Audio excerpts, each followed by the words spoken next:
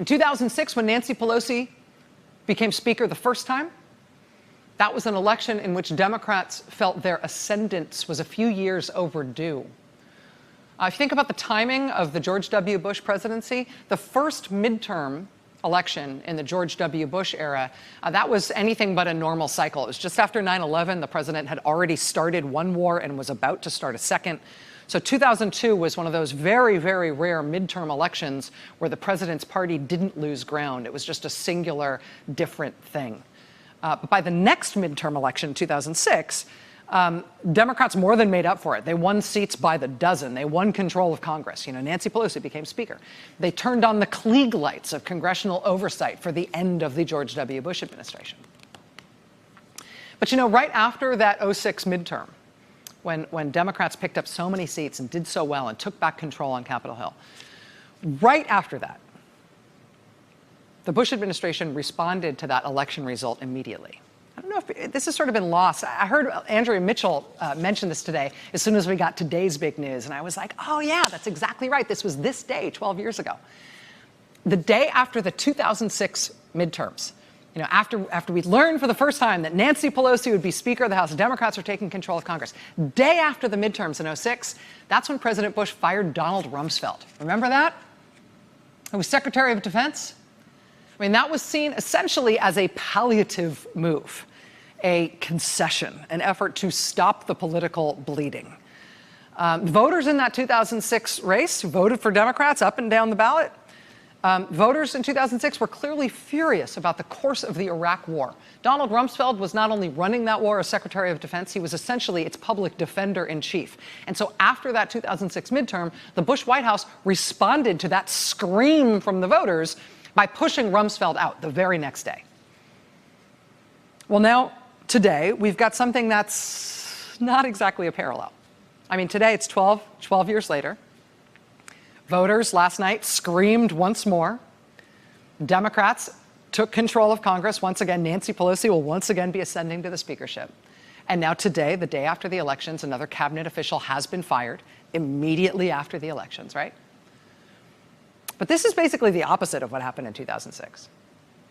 Right? This time with this firing, instead of making a concession as to what the voters clearly wanted, what the voters said they were concerned about when they went to the polls and voted against the president and the president's party, this time the firing of a cabinet official appears to have been done not out of an effort to try to answer the voters' concerns. This time it quite clearly has been done out of fear, the president's fear. The president firing Attorney General Jeff Sessions today appears to be a defensive move to try to stop the special counsel's investigation before Democrats actually get sworn in for the new Congress, whereupon they would have power through their control on Capitol Hill to protect that investigation. So I think the timing of this announcement today by the White House was designed clearly to step on the tail of the election results from last night, to replace that story with a new White House controversy. But there's no reason to see these two things as two different stories. There's no reason to split screen this. This is all one thing. Democrats controlling Congress means they can provide protection to the special counsel's office, to the FBI, to the career prosecutors and investigators who are pursuing this unprecedented investigation into the president and his campaign, which has already resulted in over 100 felony charges and has created this odd spectacle where all these people at the upper echelons of the president's campaign and his business are right now awaiting sentencing on federal felony charges, even as we headed into that first midterm election of the presidential term last night.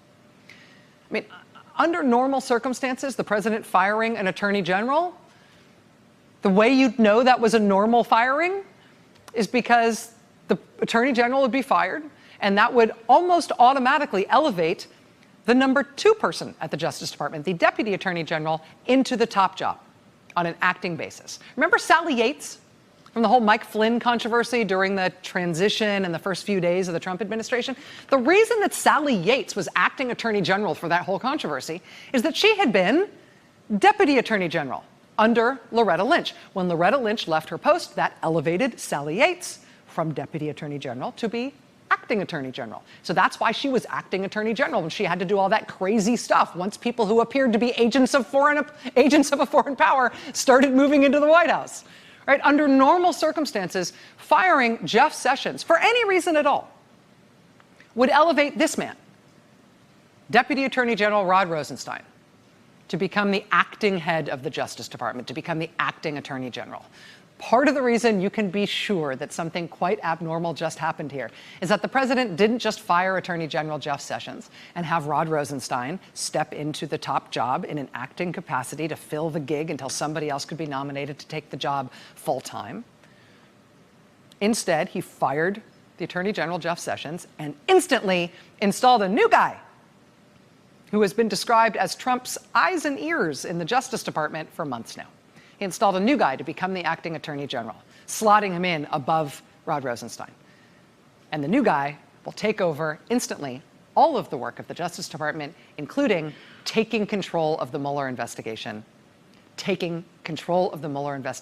away from Rod Rosenstein, and putting it instead in the hands of this Trump loyalist.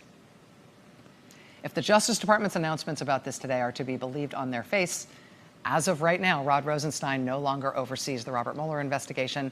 This guy who Trump just installed on his own say-so right at the top as the acting AG, Matt Whitaker, as of right now, Robert Mueller reports to him, which means that Robert Mueller's budget is controlled by him, which means that Whitaker presumably has a say over anything Mueller wants to do, including new indictments, new subpoenas. Hey there, I'm Chris Hayes from MSNBC. Thanks for watching MSNBC on YouTube. If you want to keep up to date with the videos we're putting out, you can click subscribe just below me or click over on this list to see lots of other great videos.